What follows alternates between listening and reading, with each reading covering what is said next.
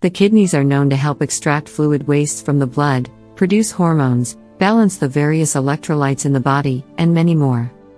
There are a lot of healthy herbs with kidney-friendly substances that you can eat regularly in moderation, and one such herb is ginger.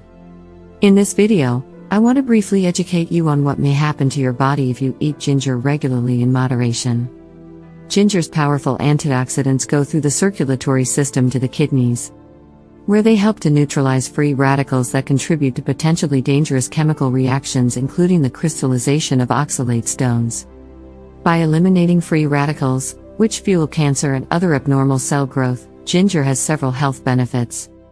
Ginger's active compounds seek out and dissolve bad cholesterol in the kidneys, where it can do no further harm. The potassium in ginger helps keep blood pressure regular because it prevents the body from retaining excess salt. The rich vitamin and mineral content of ginger, in addition to its diuretic properties, helps the kidneys function by maintaining healthy renal cells.